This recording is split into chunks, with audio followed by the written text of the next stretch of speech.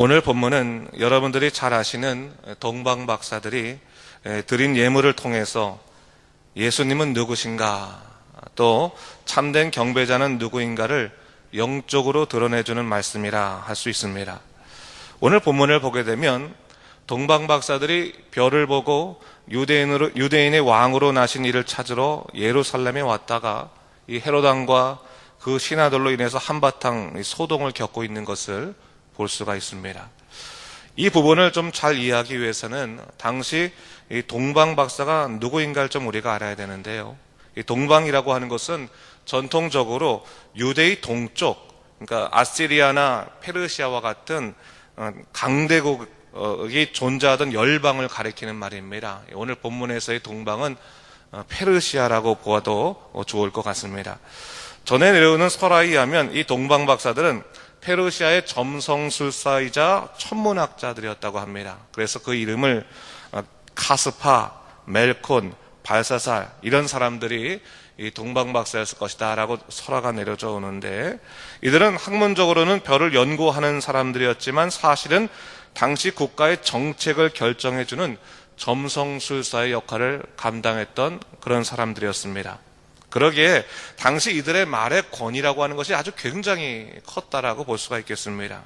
그런데 어느 날 이들이 메시아의 탄생을 알리는 별을 발견하게 되는 것입니다. 여러분, 이것은요 당시 고대 근동사에 굉장한 사건이 발생된 겁니다. 왜냐하면 예수님이 나던 당시에 국제 정세, 다시 말해 세계 정세의 중심은 동방이 아니었습니다. 구약 시대만 해도 동방이 세계 정세의 중심이었는데, 예수님이 나던 당시 이미 서방이 세계 정세의 중심이 됐어요. 여러분이 잘 아시는 마케도니아, 이 알렉산더를 중심으로 한 마케도니아가 일어나기 시작하면서 나중에 로마에 이르기까지 이 강대국의 열강들이 다 서방으로 가게 되면서 동방에 있는 그 나라들이 오히려 서방에 비해서 이 가라앉는 그런 상태에 놓여 있는 그런 상황이었습니다. 그런데 이 동방의 점성술사들이 동방에서 이제 메시아가 나겠다는 것을 깨달은 거예요. 이 별을 보고 발견한 겁니다. 야, 이게 서방이 아니라 동방에서 이제 세계 정세의 중심이 나는데 메시아가 온다라는 것을 이 별을 통해 발견하게 된 겁니다. 그러니까 얼마나 놀랐겠습니까? 그러니까 하던 일 다 멈추고 이제 그 메시아가 누구인지 우리가 그 메시아를 만나러 가야겠다라고 생각하고 짐을 꾸리고 여행을 가게 된 것입니다.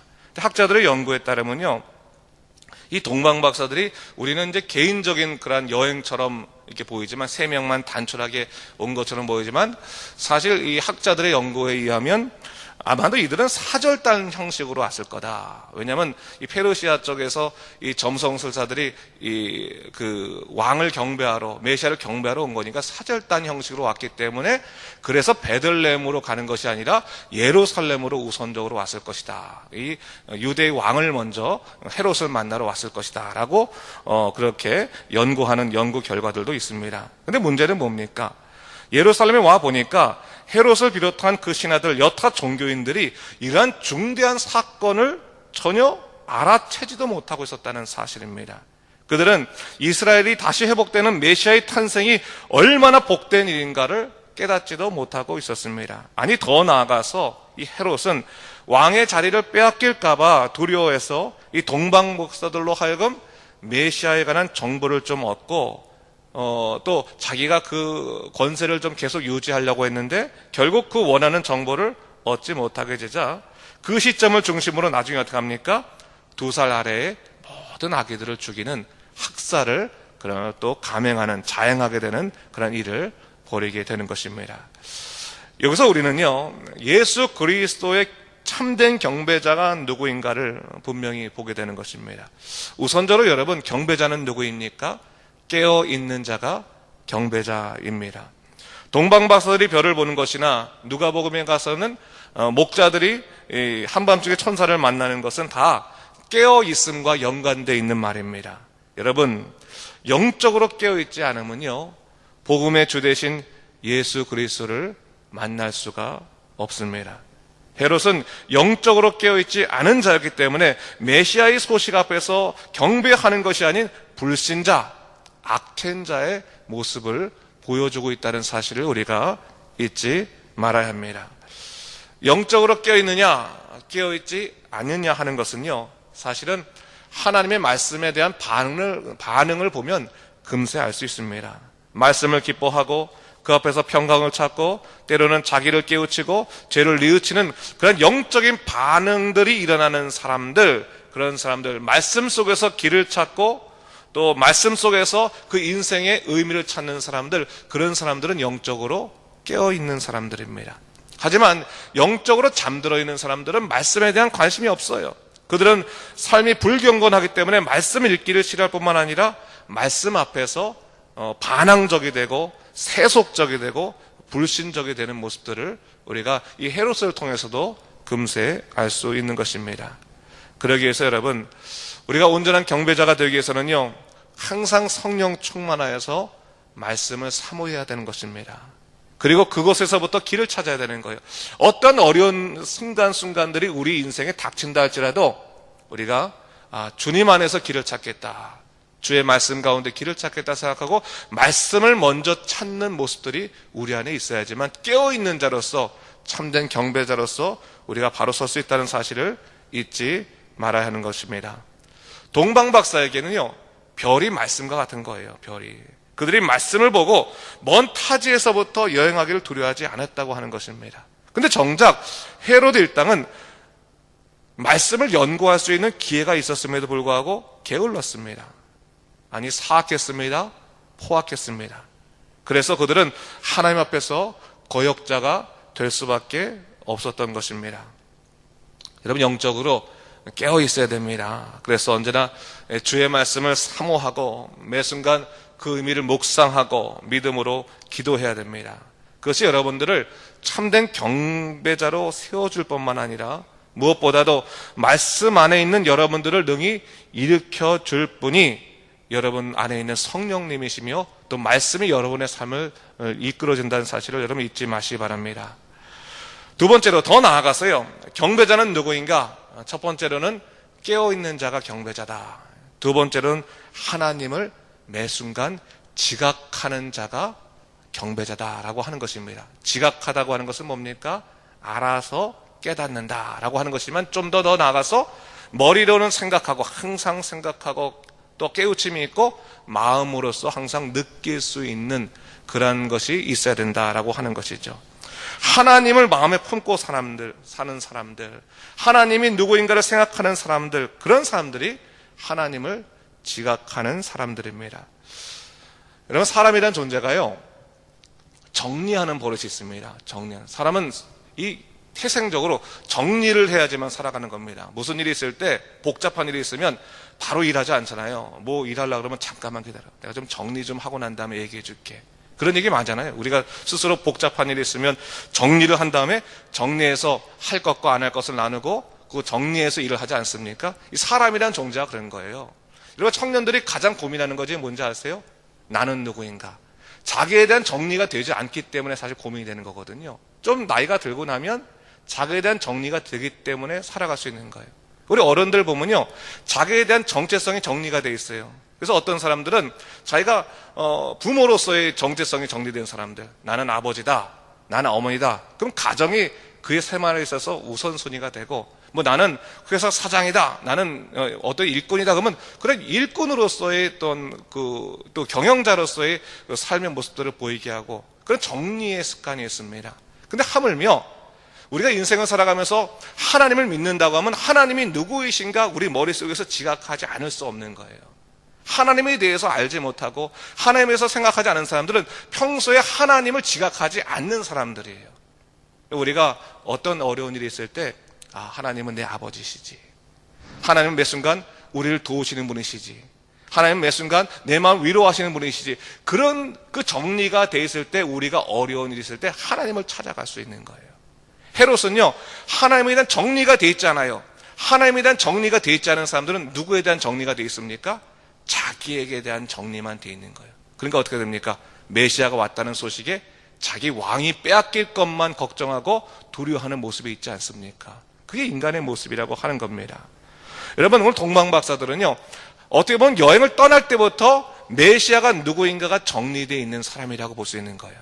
그 대표적인 예가 그들이 갖고 온 세 가지 예물에서 보여지는 겁니다. 이 세 가지 예물이 그냥 갖고 온 것이 아니라 그들이 찾는 메시아가 누구인가를 그들 스스로가 정리하고 그 예물로 상징화시켜서 갖고 온 것이다 라고 볼 수가 있습니다.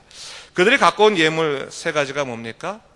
황금과 유향과 몰약 세 가지라고 볼 수 있죠. 황금이라는 것은 뭡니까? 왕의 통치를 상징하는 것이 황금 아니겠습니까?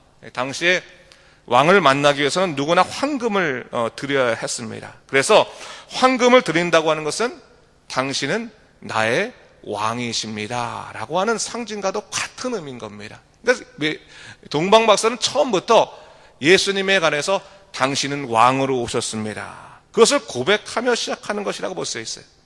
오늘날로 따지면 뭡니까? 우리에게는 예수님은 우리의 주님이십니다, 그것을 고백하는 거예요. 인생의 주인이신 하나님을 고백할 수 있을 때 우리는 어떠한 어려움이 있을 때 주님께 무릎 꿇을 수 있다는 것을 우리가 잊지 말아야 되는 겁니다. 그리고 우리 인생에 문제가 있을 때 우리의 다스리심을 하나님을 통해서 통치받는 것을 당연스럽게 생각하는 것, 그것이 바로 하나님을 왕으로 생각하는 사람들입니다. 내 생각에 앞서서 하나님의 생각은 무엇인가? 여러분, 하나님을 우리의 주님으로 생각하는 사람들, 여러분 잘 아시지 않습니까? 어떤 어려움이 생기면 주님, 하나님의 뜻이 과연 뭡니까? 하나님께서 내게 원하시는 것은 뭡니까? 내가 어떻게 길을 찾아야겠습니까? 자연스럽게 그런 기도가 나오는 사람들은 하나님을 우리의 왕으로 지금 섬기고 있는 것이고 나의 주님으로 모시고 있는 것입니다. 근데 여러분이 혹시나 어떠한 일이 있을 때 어떻게 해야 되지? 어떻게 하는 것이 일을 잘 풀어갈 것이지? 자기의 생각만 구하게 되면 지금 자기 마음 가운데 하나님이 정리되어 있지 않은 거예요. 하나님이 지각되어 있지 않은 겁니다. 그런 부분들을 우리가 깊이 생각해 볼 수 있어야 되는 것이죠. 두 번째로 유향을 드렸다고 하는 것은, 이 유향은 제단 위에 태우는 최상급 향품을 말하는 것이죠. 이것은 예수님께서 하나님과 인간 사이의 중보자로 오신 영원한 제사장이심을 상징하고 있는 것입니다. 그러므로 이 동방박사들은 예수님은 누구신가? 제사장이시다. 우리를 하나님과 연결시켜주는 영원한 중보자이시며 또한 그분이 꼭 우리의 삶 가운데 구원자 되신다라고 하는 것을 고백하는 것이 이 유향이 가지고 있는 상징이다라고 볼 수가 있습니다. 여러분 기도하실 때요, 느낌이라는 게 있잖아요, 그렇죠? 기도 여러분들이 이제 좀 이따 끝나고 또 각자 기도하실 텐데 기도를 쭉 합니다. 기도의 내용들이 있습니다. 여러분이 하나님께 바라는 내용들이 있습니다. 여러분 인생의 문제들과 또한 다른 사람들을 위한 또 도고의 기도를 여러분이 쭉 합니다. 할 때 여러분 기도의 모든 일들 중에서 가장 중요한 것 중에 하나가 뭔지 아세요? 어디에 있을 때 여러분 마음 가운데 정말 뭉클한 마음들, 감동적인 마음이 들어가야 될까요? 어떤 것이에요? 사실은 맨 마지막에 예수님 이름으로 기도합니다. 그것이 가장 중요한 거예요, 사실은. 우리 기도할 때 우리가 아무리 기도한다 할지라도 예수님께서 중보하지 아니하신다면, 예수님의 이름이 없으면 우리의 기도는 다 흩어질 수밖에 없는 거예요. 다 소용없는 겁니다. 그냥 넋두리밖에 되지 않는 겁니다.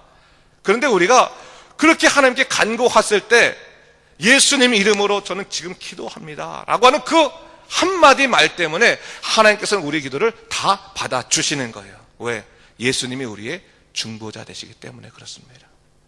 유향을 드린다고 하는 것은 바로 그런 의미인 거예요. 여러분이 삶을 살아갈 때 예수님은 누구신가를 분명히 인식해야 되는 거예요. 예수님이 아니시라면 여러분이 하나님께 나갈 수 없음을 고백하고 예수님 이름을 붙들고 살아야 하는 것입니다.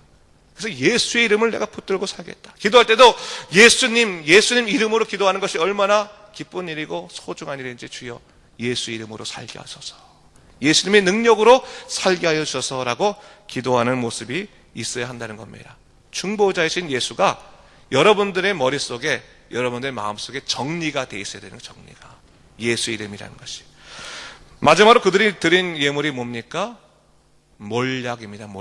몰약은 예수님의 순환과 죽음을 예비한, 어떻게 보면 예수님이 영원한 하나님, 부활하신 영원한 주님이심을 선포하는 것이 몰약이죠. 이 몰약은 아라비아 지방에서 나오는 나무에서 추출되는 상당한 고가를 지닌 일종의 방부제입니다. 또 마취제라고 할 수 있습니다. 그래서 당시의 사람들, 당시뿐만 아니라 고대 근동, 이집트도 마찬가지입니다. 옛날부터 이 몰약을 갖고 미라를 만든 거예요. 몰약으로 하면 언젠가는 되살아난다. 그런 의미에서 몰약을 치는 겁니다. 썩지 않도록 방부제 역할을, 살아나니까 썩으면 안 되지 않겠습니까? 그래서 몰약을 치는 겁니다. 예수님에게 몰약을 드렸다고 하는 것은 뭡니까? 당신은 영원한 하나님이십니다. 영원한 주님이십니다. 라는 것을 고백하고 있는 것이죠. 다른 말로 하면 부활을 고백하고 있는 겁니다. 부활을. 여러분, 우리가 우리의 믿음은 부활신앙이라는 것을 잊지 말아야 되는 거예요. 부활신앙. 부활신앙이라는 것은 뭡니까? 우리의 인생의 죽음에 지지 아니하고 하나님이 약속하신 부활을 소망하며 살아가는 삶이 부활신앙입니다. 여러분, 우리가 왜 때로는 믿음이 흔들리고 왜 우리가 세상 속에서 무너질고 낙심하고 쓰러질 것 같습니까? 부활에 관한 완전한 믿음이 없기 때문에 그런 거예요. 왜 우리가 어떤 어려움을 당하면 죽을 것 같아서 두렵습니까? 부활에 대한 완전한 확신이 없기 때문에 죽음 자체가 우리에게 심하게 두렵게 다가오는 겁니다. 예수 믿는 사람들은 부활에 관한 확신이 있어야 되는 거예요. 죽음을 이기신 예수 그리스도께서 우리에게 부활을 선물로 주셨다는 사실을 우리 잊지 말아야 됩니다. 아무리 어려운 일이 있어도, 아무리 죽음의 위기가 있다 할지라도, 내가 당장 내일 죽을 것 같은 그런 죽음의 일들이 우리에게 닥친다 할지라도 우리의 마음속에 어떤 확신이 있어야 되느냐? 예수 그리스도가 나를 죽이셨지만 영원히 살리시는 부활의 소망의 주십니다. 나에게 부활을 선물하셨습니다라고 하는 소망이 있어야 하는 것입니다. 우리가 믿는 하나님은 누구이십니까? 예수 그리스도 부활하신 하나님이십니다. 믿으십니까, 여러분? 그에 대한 믿음이 있어야 되는 거예요. 믿음이. 여러분, 세상살이가 녹록하지는 않습니다. 그렇지 않습니까? 우리 어르신들 평생을 돌아보면 쉬운 일보다 어려운 일들이 더 많았지 않습니까? 근데 여러분, 하나님께서요, 우리에게 약속하신 것은 뭡니까? 아무리 어렵고 아무리 힘들고 아무리 죽을 것 같은 일이 있다 할지라도 예수 믿는 자들은 죽음을 이겨낸, 죽음의 권세를 이겨낸 부활한 부활의 백성이다라고 하는 것을 우리에게 선포해 주시는 것입니다. 우리가 왕 같은 제사장으로 살아가는 사람들은 세상의 일에 너무나 두려워하지 마십시오. 그리고 죽어도 산다고 하는 그런 믿음이 있을 때 우리는 하나님 끝까지 붙들 수 있습니다. 예수 열심히 믿다가 세상살이가 어려워지니까 예수님 떠난 사람들 저 적지 않게 봤습니다. 여러분, 예수님에게 영원한 생명이 있는 겁니다. 예수님에게 부활이 있는 겁니다. 세상 속에서 다른 생명 구할 수 없습니다. 오직 끝까지 예수님 안에서 영원한 생명을 얻고 하나님 안에서 용기를 얻고 담대함 얻고 믿음으로 살아간 여러분 되시기를 주님의 이름으로 축원합니다. 네, 기도하겠습니다. 주님 감사합니다.